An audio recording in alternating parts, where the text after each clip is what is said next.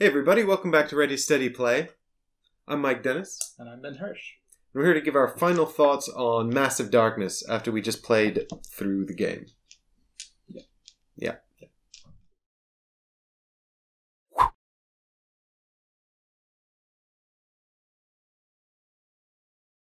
Did you enjoy our playthrough? Yeah, I really did. Walking away from the playthrough, I was very inspired by the game, thinking how fun it was and how excited I was to play it again and try out all the other stuff. What about you, Mike? I enjoyed it a lot. I thought by the end of it, I'd felt like it had been a little too long. Okay. And I was thinking maybe it's just because it's the first dungeon or the first quest. Yeah. They call it quests. The first quest in the book, I thought, I want something a bit more to happen. Because when we got to the final room and it's like, whoa, surprise, 2 mobs. I was like, oh, yeah, but... I mean, we had much bigger problems with single mobs earlier on that were sort of... Because they'd maybe been randomized differently or sort of come at us at a different... Sort of at a point where we weren't prepared. So I felt like I wanted something a bit more surprising in the final room. Yeah. Okay. So I was hoping that later quests would offer more stuff. Okay. Well, since yesterday's episode and because of time travel, I managed to play the game another 2 times. And I've done the next 2 quests. Okay. And what happens in quest number 2? So quest number 2, you're running away from this... Well, you're trying to chase a giant spider that you have a certain amount of time. It's a smaller map, so you don't level up as far ahead, but you're under a time limit to catch the spider. And when I played it with my friend, he got one-shotted twice at the beginning. And we kind of managed to do it, but I realized that we were using the harder version of the card instead of the lesser. You use a roaming monster card. Yeah. We used the greater one instead of the lesser one. Okay. And that made it really difficult. I don't think we would have won. But now, if we had used that card, the lesser card, it would have been so easy. It would have been a complete cakewalk. Right. So you're saying you accidentally used a monster that was for levels 4 and 5 at level 1. Yeah. And that made it very difficult. Yeah. But one thing that had surprised me about, and I understand from the internet and comments on the internet, that we did get certainly some of the counterattack stuff wrong when we played through our gameplay videos. Okay. But specifically with the Naga lady that came and snuck up on us. Someone pointed out there was some opportunities she should have had to counterattack us where we skipped over them. Oh, okay. But I wonder whether, did that fight with this hard monster feel like the fight with the Naga, but just with sort of more dice and hit points, or were there some interesting sort of tactical decisions to make? So yeah, it was actually quite interesting. The spider had some special built-in abilities into the scenario, into the quest. Right, but I'm talking about the roaming monster you fought, or is that the same thing? Yeah, the spider was a roaming monster. Okay, right. Okay, so is the spider the only enemy? No, it starts on the board. Okay. And it's on a neighbouring tile and it's running away, and you have to get through the rooms to get to it and then kill it before it escapes. But it is a roaming monster with some special rules. It always moves, ignoring. So it could have come out in our game. Yeah. If we'd drawn the right card. Yeah, but it wouldn't have had these particular rules, which were something like if you attack it and it range attacks you, it can actually sort of Spider-Man you towards it and pull you in. Oh, and then cool. when it moves, it takes everyone who's stunned or knocked out with the spider to its neighbouring spaces. So my mate ended up getting caught by it and then getting carried away, and I was like, shit! So I had to catch up to it. That was fairly interesting. But yeah, that was kind of it. That was the entire scenario. And there were a few rooms to go into and get stuff, but it felt quite easy.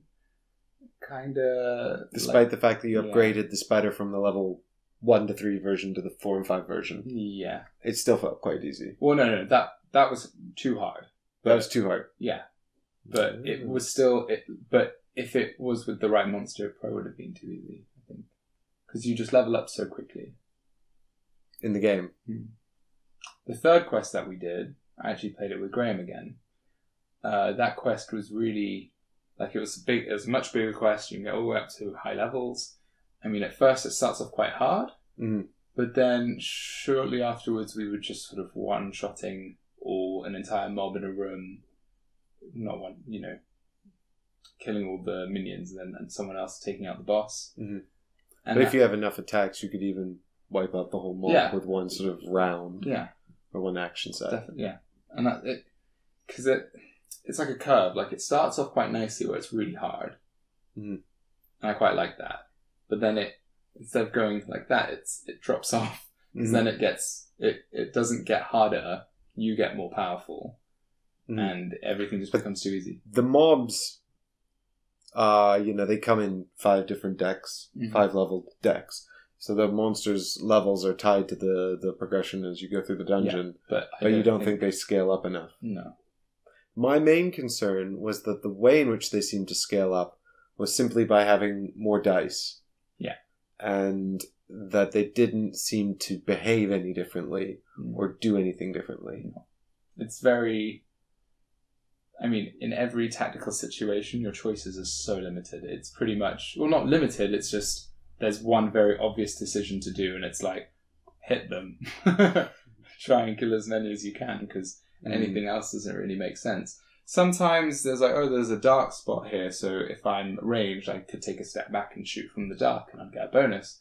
But it's all tying into this very simple dice mechanic, and that's kind of the depth it reaches. Your most interesting decision in a turn is, new loot!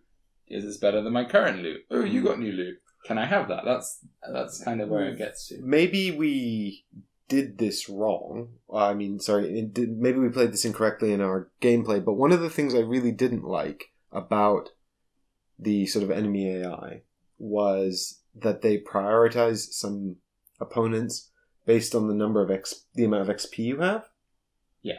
Because you can only affect that at the end of the round, and it also means that you actually have to spend XP when you might not want to influence enemy aggro, right? The person they attack. Like, if there's someone squishy like a wizard or something, and you want to get the enemy's attention off of them, the wizard needs to dump XP into skills or things they might not want.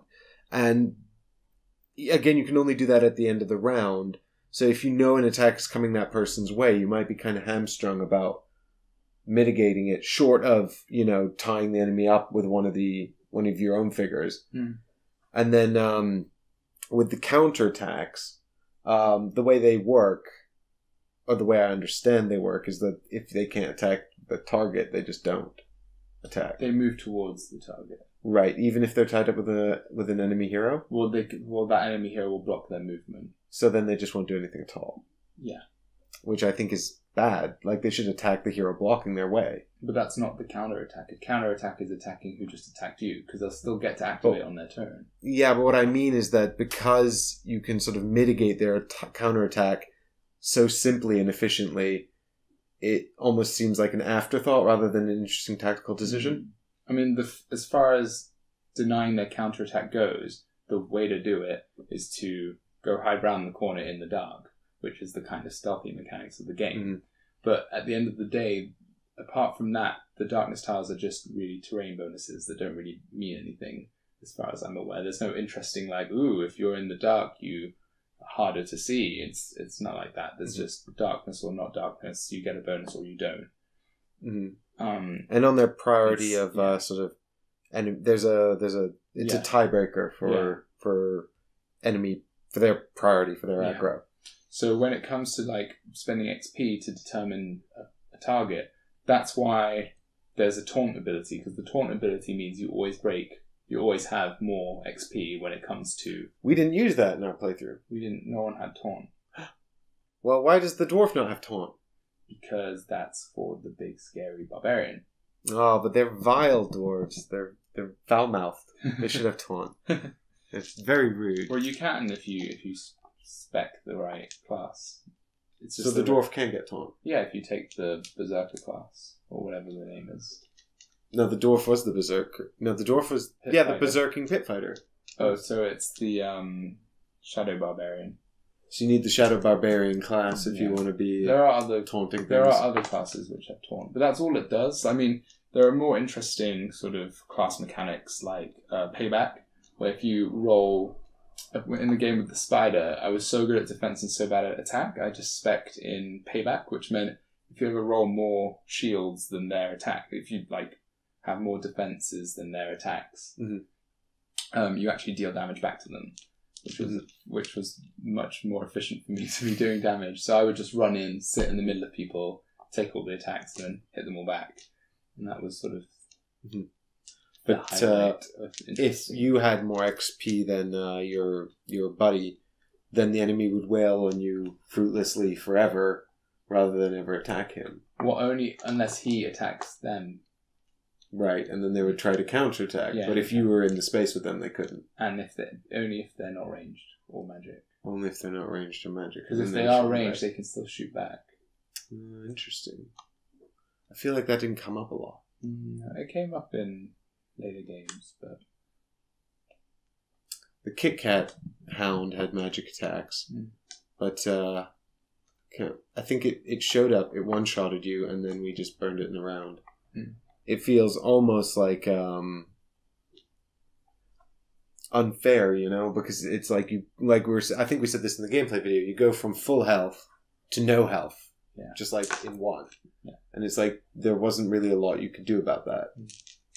The only thing I keep playing with these dice. The only thing I think about like why there is this difficulty curve is because of the story mode option.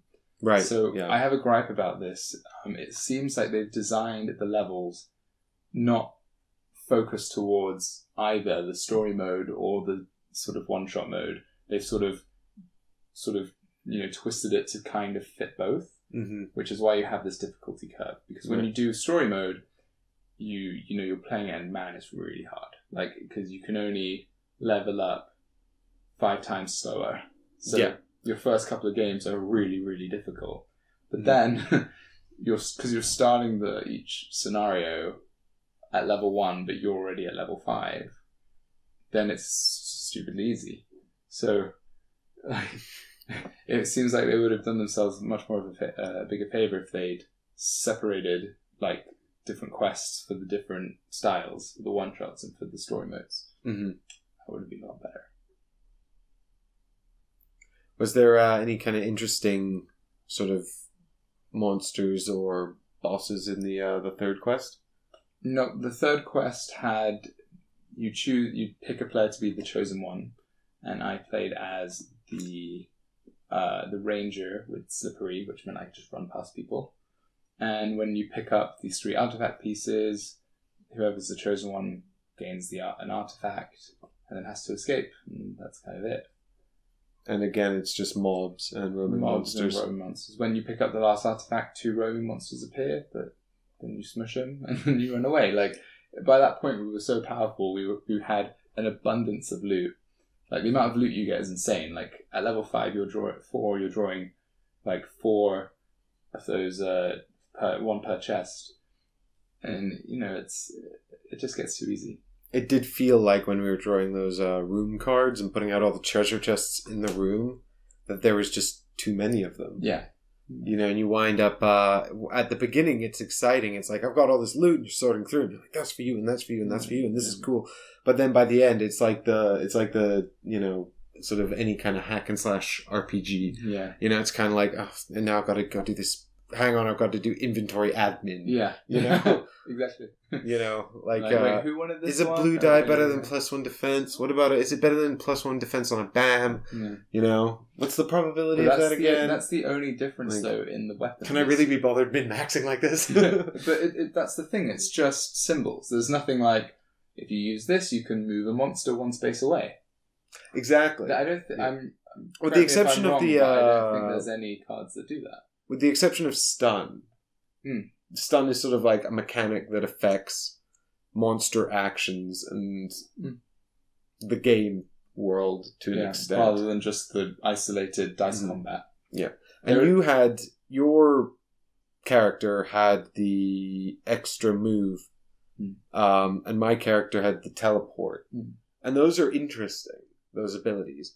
But practically everything else I picked up on my skill sheet was like, add the enchantment symbols, so the diamond and the bam, or add a sword, or add a wound, or heal a wound, you know?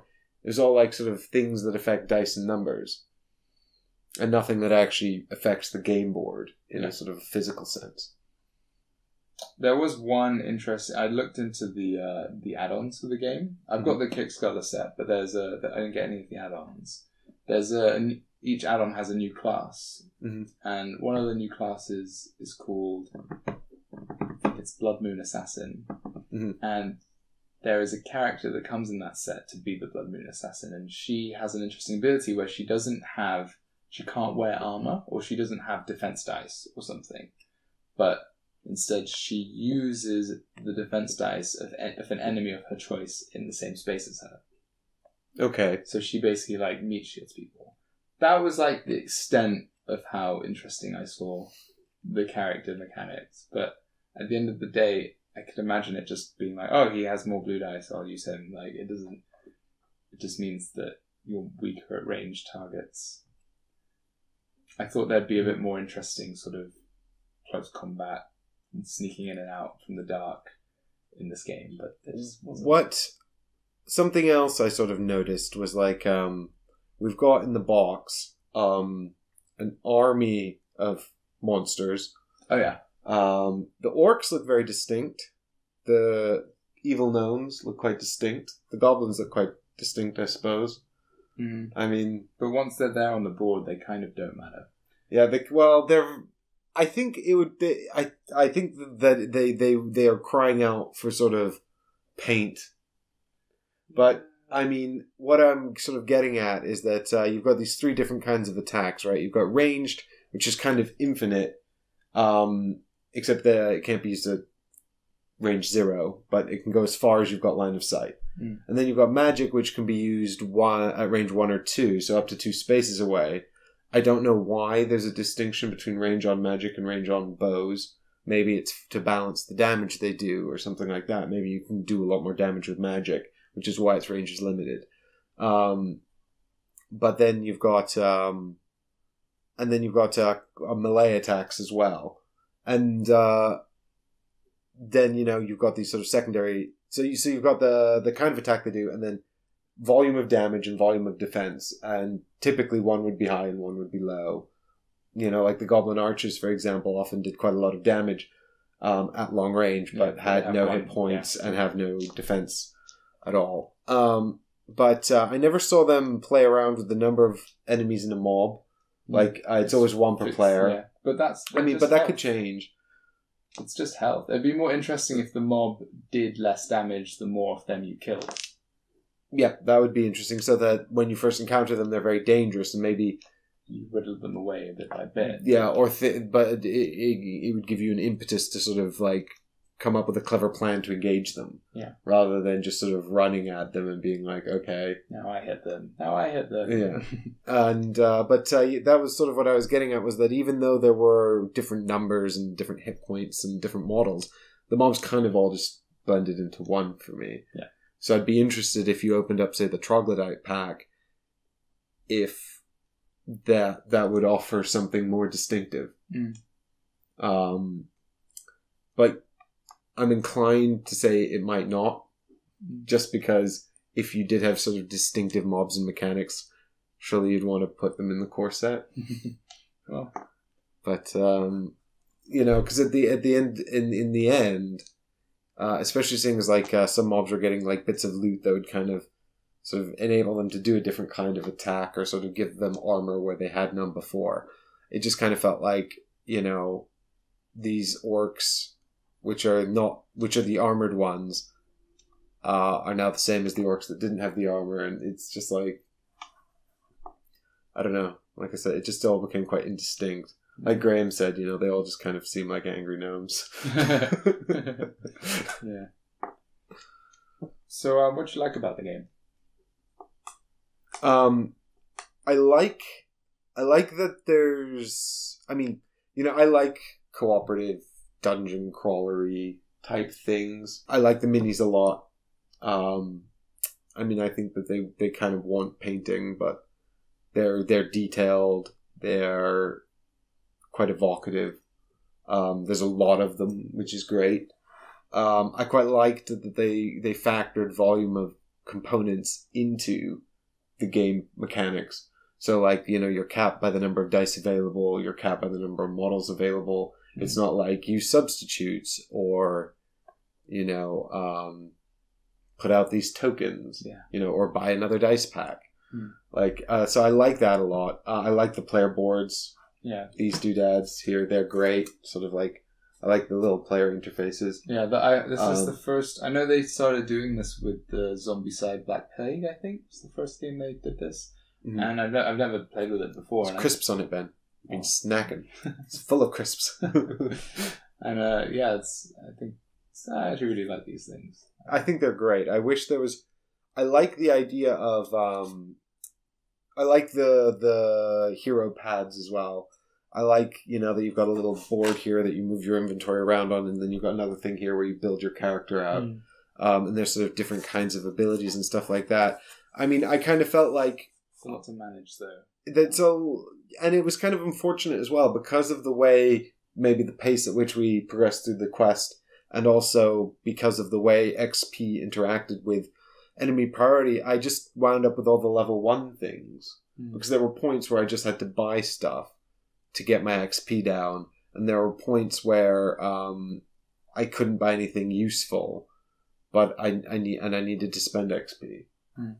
And then I didn't have it for the stuff that was really useful when we unlocked that tile. It didn't, but I also didn't feel like, because I'd just taken level 1 of everything rather than specializing as, say, a sword and spell guy, which is what I would have liked to do, I think, because I think that's awesome, like a wizard with a sword. That's badass. But you know, dual wielding ones is pretty neat too. But my point is that it didn't feel like I was punished for being a jack of all trades. It didn't feel like I'd be rewarded for specializing either. Maybe that's a good thing. Maybe you want it to feel like you got freedom of choice to do anything you want or build any combination you want. Unfortunately, I kind of felt like it just meant that it felt like my decisions didn't matter. Yeah, it made the whole thing... It's so balanced that it made everything quite bland. But I wonder also if that's not because of the lack of sort of complexity to the combat. Yeah, probably. But that's probably why... that's probably how they were so... why it was so easy to balance, because the combat is just symbol matching, really. Mm-hmm. But I feel like as well that a good thing about it is that you could... it's accessible. Yeah. It's not complicated. You know, it's definitely a light game. I would get this... If I had a bunch of people around, like a very diverse group of people, I'd get this to the table much easier than Dark Souls. Yeah. Also, I could play this with kids that are a lot younger than kids who could play Dark Souls. I think, you know, people wouldn't... Like, kids wouldn't have... Maybe young kids wouldn't have the patience for it, or they might find the difficulty frustrating. And probably I would just be yelling at them like, no, don't do that, you're going to get us all killed. Yeah. You know. Whereas in this, it's just kind of like, forget, you know, if they're really young, we'll start them with some plate armor or something. It's fine. But it's a flashy box. Everything's really pretty and nicely made. There's probably a lot to be gained from the 3D doors and columns. You know, I felt like the tiles... The tiles were kind of samey. The doors and the bridges come in one pack, and the chests and the tiles and the pillars come in another one. Well, you know, you can't have plastic pillars and chests and no doors and bridges. Yeah. You need both now. Great, thanks, Simon. But the tiles felt very samey. Yeah, I mean, they are quite samey, and they don't really mean...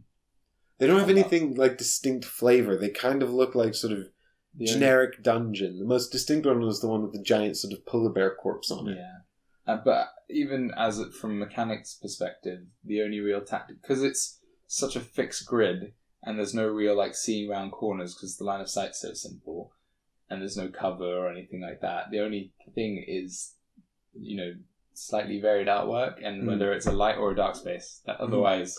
But I mean, I would have liked to see like some tiles that are like, this is clearly a ice cavern. This is clearly a jungle cavern. Well, that's in the stretch goals. We've got the extra tiles. that was my next question was, now that I've got the Massive Darkness core set, can I get more tiles? Are there more quests? I don't know. I feel like. But didn't you buy it all? I got it in, but the extra tiles and the extra quests were in my stretch goal box that I haven't. That hasn't come yet. No, you haven't opened it. Opened it yet, but it's in there. But that's I don't know if those. But the quests and the extra tiles have their own entry on Board Game Geek, so they might be released later.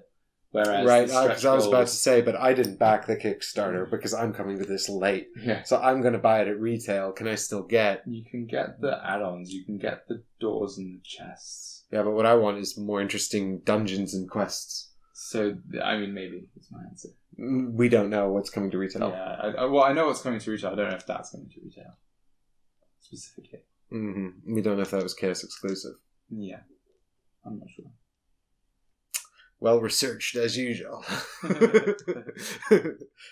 That's yeah, I should have found that out.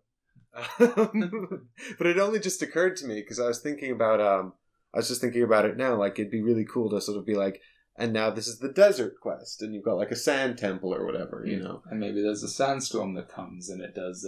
You have to be inside a building every so often to make sure you don't. Right. Yeah. If you're on like the bridges or something, then that's like the. You know, you could get hit by the sandstorm or something. Yeah. But what was making me think of it actually was the tiles in Mansions of Madness, because you don't seem to get a lot of them. But when you're setting that game up and as you play through it with the app, it feels so diverse. Like one of the missions is a town, a whole town. Yeah. And then another mission is like a waterfront with a hotel and a clock tower in it. And then another one is like back alleys, and then there's the Mansion of Madness as well. Yeah. And it's like for a game that doesn't come with that many tiles, they feel really diverse and evocative. And this felt really not like that. Kind of the opposite. Well, it could have. Yeah, I agree. Oh. How much is the retail for this? Do you know? Maybe £60, £70. No, I feel like this is. I think this is £100 box, probably 90 something. I think it's 80. 80. Depending on whether you buy it from your favorite local game store or some evil online conglomerate. But I know the Kickstarter with everything was about $120 shipped. That's what you got. Yeah, that's what I paid. I mean, that's very reasonable for. I mean, even for what I got, yeah, but it's. I mean, you can't polish a turd. So you're saying a giant box full of minis and all this exciting stuff. It is just a good price for a lot of plastic, but I don't feel like I got my money's worth in terms of a good game. Like, which is a real shame. But I did kind of back this thinking, oh my god, Cool Mini or not, they usually have these crazy Kickstarters which are good value, and the games aren't always great, but at least it's worth the risk because you'll make your money back, which is true. But so I kind of just backed it on a whim. I just thought, ooh, darkness mechanics, that's new. Coming away from this first, like I said, I was really happy after I first played this. It's only after a couple more plays I was like, oh my god, disappointing. But, because of the repetition. Yeah, I mean, it didn't change much. What all the toys are mine. What I did think when I came away from this game was, wow, this is a step up from Zombicide, because Zombicide was one of the first board games I actually got, like the first original, and we played it a lot. It was great, and that got quite samey, but after a long time. And now looking back, I preferred this originally because of how much you progress, how like quickly you get all this cool loot. It's a lot faster. But Zombicide had this sort of intensity and this sort of quickness to it. And it's kind of a dungeon crawler in the same way that this is, where you kind of open up doors, but the difference is every turn, loads of things spawn. And you can, if one of you dies, they're not coming back. You know, you have if you get wounded, that's really bad. It's all ranged combat. So I'd be quite keen to try the Black Plague version of Zombicide. Where you have like armor and stuff. But right, which is kind of like Zombicide in a fantasy setting. Yeah. So if you want to not stray away from Cool Mini or Not, I would say go with probably the Zombicide series from the games I've played. But I would go one further, and if you want a cooperative dungeon crawl experience, I'd probably say go for, if you're a bit more hardcore, go for something like Gloomhaven or Dark Souls. Mm-hmm. Seriously dungeon crawler games. Yeah, they're kind of... Yeah, I couldn't really think... Very difficult and intense. Also a big time commitment, those ones. Yeah, as you can tell from our series. But our Dark Souls series, even Too Many Bones, it's not really a Too Many Bones, yeah, that would be a good alternative. That would be a lot more... That's so much more interesting for a dice game. Like, they take out a lot of the sort of graphical, I'm going through a dungeon. Yeah, because you don't have a dungeon layout, and you don't just sort of have cards, and then like a battlefield that's used every encounter. We played that on the channel too. Yeah, that is a lot more enjoyable for a fully cooperative dungeon crawl. It definitely has that similar theme feeling. There is one coming out from Kickstarter now. It's shipping, and I think it's retailing now. It's called Sword and Sorcery. Oh yeah. I've had a look at that too. I had a look at it. That looks like a bit less hardcore than Dark Souls, and that looked very cool. Actually, I thought that was neat. It looked quite simple like this, but with lots of interesting bits. So I mean, it's one of those games that's quite hard to sort of explain, but then once you've started like one turn, it all makes sense. I think it's that kind of game. Mm-hmm. So maybe that's something we could fund with the channel. Maybe. If you'd like to see us play Sword and Sorcery, leave a comment. And send us a copy of the game. And we'll send it back. We promise. Yeah. There is also the option of, and I know you're not a big fan of Descent, but Descent 2nd Edition now has the Legacy app that you can use to sort of control to try that. The monsters and stuff, so it's not actually technically you don't have to play it as a 1 versus many anymore. So I'd like to play that Imperial Assault. Right, they've talked about... have they confirmed that that's happening? I feel like someone's done their own homebrew version, but I'm not sure. Right, because they talked about an app coming for Imperial Assault, but people were unsure whether it was a campaign tracker or a full AI thing, like mentioned. Well, enough conjecture from us at the end of these final thoughts. Our final thoughts are now dribbling out of our ears and they've just become gibberish. So, if you've got any sort of dungeon crawler suggestions that we might have missed, please do leave them in the comments below and we will be happy to check them out. We love a good dungeon crawler. I do have a copy of Gloomhaven, so that could be a thing that happens at some point. But I don't know how I would film that for the channel. I mean, you could play... like a scenario. Yeah, you could play a scenario. Yeah, I'd probably have to start a campaign and then be like, hey guys. It's fairly interesting at the start. Do you think so? Yeah. So if you'd like to see us start a Gloomhaven campaign and wouldn't be pissed off that we would never get to the end of it, leave a comment below, let us know about that. We're always happy to hear your thoughts on what you like to see and what you think that we should play. Because, it's as much about the people watching the channel as it is about us doing what the fuck we want. Yeah, like Millennium Blades. Oh, yeah, Millennium Blades. We're playing that, Mike. You should watch, oh damn it, I forgot the other guys that played it. Doesn't matter, we should do our own. Maybe one day, Ben. Empty promises. Empty promises.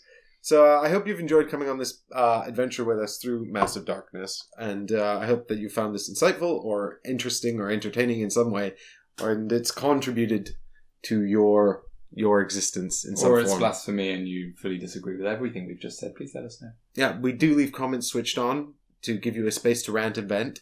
So, and we do read them, so, please do let us know what you think. And if you're upset that we didn't talk more about the minis or how you get loads and loads of minis, then it's worth buying because you get loads and loads of minis. We've said that lots, though. I think we've said there are minis in the game. The box has minis. I think a lot of people... There are 3 layers of minis. 3 layers... No, 2 layers. There's 2.5 layers of minis. Yeah, one of the layers drops out of another layer. Yeah, and becomes a separate layer. It's this thing, but yeah, there's minis in the box. Lots of minis, plus also lots more minis you can buy. Minis, basically. And they are definitely cool minis. So I guess that kind of lives up to the promise.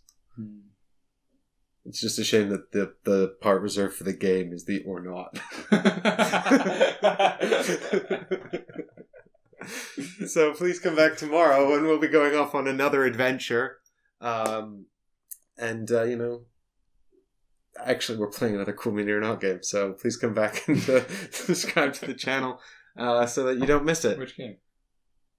Oh, that'll be a surprise, Ben. It's a surprise. See you tomorrow, everyone. Bye.